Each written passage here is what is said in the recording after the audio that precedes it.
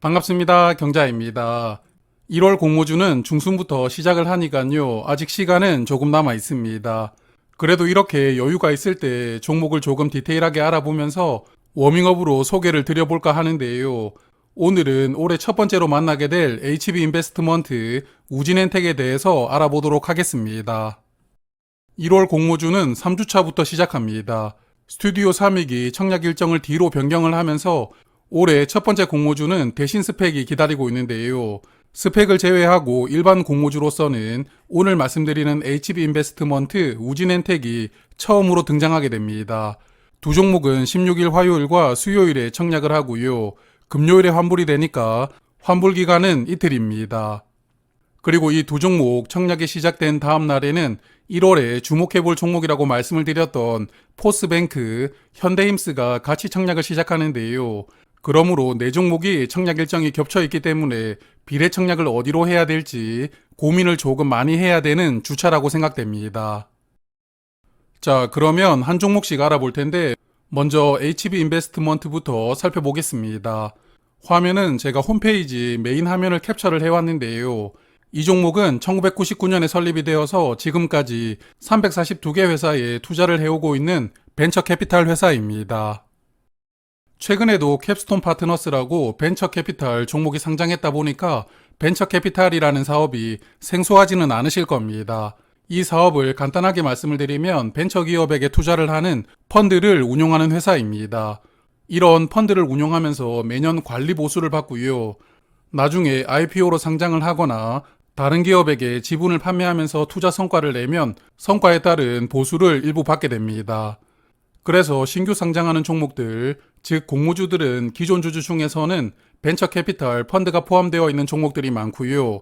이렇게 상장하고 나서 지분을 매도한 다음에 투자금을 회수하는 사업을 하는 기업들이 벤처 캐피탈 회사입니다.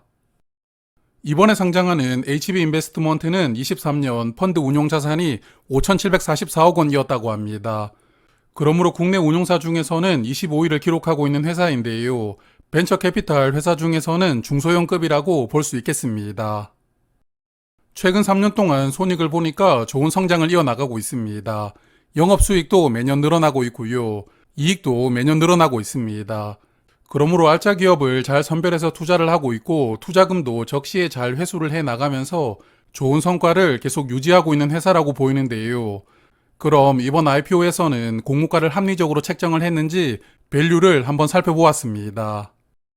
유사 기업으로 벤처 캐피탈 중에서 비슷한 규모 3개 종목을 선별을 했습니다. 컴퍼니 K, 나우 IB, TS 인베스트먼트였는데요. 현재 주가 기준으로 PER을 계산을 해보았습니다. 어제 시가총액 기준으로 PER을 계산해 보니까 컴퍼니 K는 PER이 12.2배였습니다.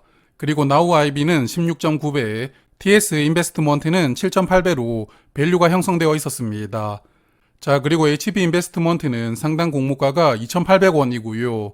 상단 공모가 기준으로 시가총액은 752억 원, 최근 4분기 순이익 기준으로 PER은 7.9배로 상장할 예정입니다. 유사 기업 중에서는 TS 인베스트먼트보다 밸류는 살짝 높기는 하지만 컴퍼니 K나 나우 IB보다는 밸류가 꽤 낮은 편이니까요. 나름 공모가는 합리적으로 결정한 것이 아닌가 생각합니다. 요즘의 수요 예측 추세를 미루어 보면 공모가가 상단을 초과해서 결정될 가능성이 있을 것 같은데요. 여하튼 공모가가 초과되더라도 10% 정도만 초과되기를 바라봅니다. HB 인베스트먼트는 이번 IPO에서 약 667만 주를 모집합니다.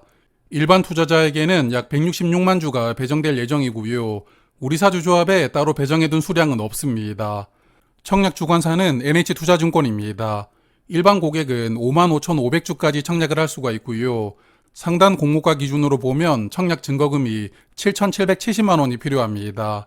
그리고 최소 청약 수량은 10주, 청약 수수료는 2,000원입니다. 상장일에는 908만 주가 유통될 수가 있습니다. 전체 주식의 33% 정도 유통되기 때문에 유통 물량이 약간 많은 편인데요. 의무 확약이 얼마나 걸릴지는 모르겠지만 조금 많이 신청이 들어왔으면 좋겠습니다. 그리고 상장일에 매도할 수 있는 기존 주주가 242만 주를 보유하고 있고요. 전체 주식의 9% 비중입니다. 기존 주주가 대부분 개인 주주로 구성이 되어 있습니다. 특히 상장일에 10만 주 이상 매도할 수 있는 개인 주주가 6명이 있는데요. 많이 보유한 주주는 60만 주, 40만 주씩 주식을 매도할 수가 있습니다.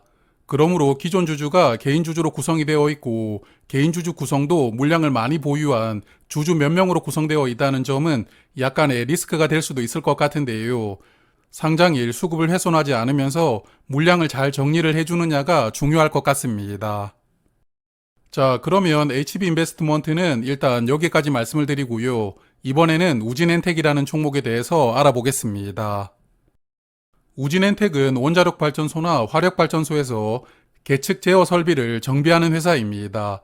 계측 제어 설비가 정확하게 어떤 역할을 하는지 저도 잘 모르겠습니다만 아마도 발전소를 운전하기 위해서 조작할 수 있는 기능이 아닐까 생각이 되었습니다.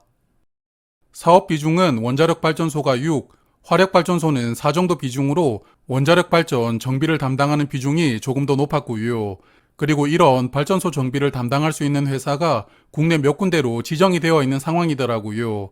그래서 국내에서는 3, 4개 회사들이 정비 시장을 과점하고 있는데 우진엔텍은 원자력은 2위, 화력발전소 쪽에서는 시장 점유율 3위를 기록하고 있는 회사입니다.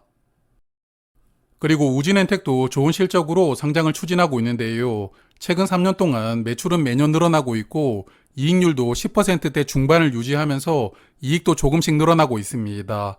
그러므로 꾸준하게 성장하고 있고 안정적인 손익 구조도 가지고 있습니다.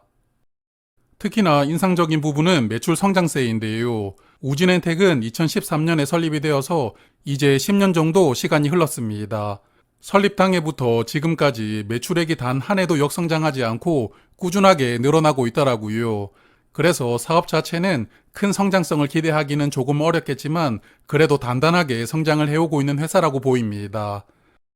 그리고 향후에는 기대할 만한 포인트가 하나 있는데 원전 해체 사업입니다. 지금 한국 원전도 점점 수명이 다해가는 원전이 많아지고 있는데요. 아무래도 원자력 발전소를 안전하게 해체한다는 게 쉽지 않은 문제이기 때문에 해체 기술이 아직까지는 고도화가 되지 않았다고 합니다. 그래서 그냥 운영을 정지를 해둔 발전소가 전 세계적으로 212개가 있다고 하는데요. 한국에서도 원전을 해체할 수 있는 기술을 지금 고도화를 하고 있는데 여기에 우진엔텍도 포함되어 있더라고요. 그래서 당장은 아니겠지만 기술력이 어느 정도 수준으로 올라온다면 원자력 발전소를 해체하는 시장이 열리게 될 텐데요. 그때가 되면 우진엔텍의 실적도 퀀텀 점프를 할 수 있다는 기대감이 있다고 보입니다. 자, 그러면 밸류를 체크를 해보겠습니다. 국내에서 발전소 정비 사업을 하고 있는 회사 4곳을 선정을 했는데요. 어제 주가 기준으로 PER로 밸류를 체크를 해보겠습니다. 우진엔텍은 상단 공모가가 4,900원입니다. 상단 공모가 기준으로 시가총액은 454억 원이고요. PER은 8.7배로 상장할 예정입니다. 유사기업의 밸류를 보면 한장 KPS는 10.3배, 일진파워는 PER이 20.3배로 우진엔텍보다 밸류가 높습니다. 하지만 수산인더스트리가 PER이 6배, 금화 PSC는 PER이 4.9배이더라고요. 그래서 유사기업들의 밸류를 보면 이쪽 사업 자체가 시장에서는 인기가 없다고 보입니다. 그러므로 장기적으로 보면 우진엔텍도 공모가보다 아주 높은 주가를 유지하기가 쉽지 않을 것 같은데요. 하지만 시가총액이 500억 원 정도로 상장한다면 사이즈가 아주 작게 등장한다는 장점이 있으니까요. 상장일에 이런 장점이 충분히 부각이 될 것 같은데 이 부분은 잠시 후에 조금 더 말씀을 드리도록 하겠습니다. 우진엔텍은 이번 IPO로 206만 주를 모집합니다. 우리사주조합의 20% 비중을 꽉 채워서 41만 주를 배정을 해두었고요. 일반 투자자에게는 51만 5천 주가 배정될 예정입니다. 청약 주관사는 KB증권입니다. 일반 고객은 16,000주까지 청약을 할 수가 있고 증거금은 약 4천만 원 정도 필요합니다. 그리고 최소 청약 수량이 10주, 수수료는 1,500원입니다. 그리고 이 종목은 상장일 유통 물량이 아주 좋습니다. 상장일에 매도할 수 있는 기존 주주가 없고요. 공모주주 물량만 유통이 되는데 165만 주로 비중은 17.8%입니다. 그래서 의무합약까지 감안을 해보면 유통 물량이 15% 아래로 내려올 수도 있을 것 같은데요. 시가총액이 작은데 유통 물량도 좋기 때문에 상장일을 충분히 기대를 해볼 수 있는 조건을 가지고 등장하는 것 같습니다. 자, 그러면 마무리를 하면서 최근 공모주들 데이터를 조금 살펴볼 텐데요.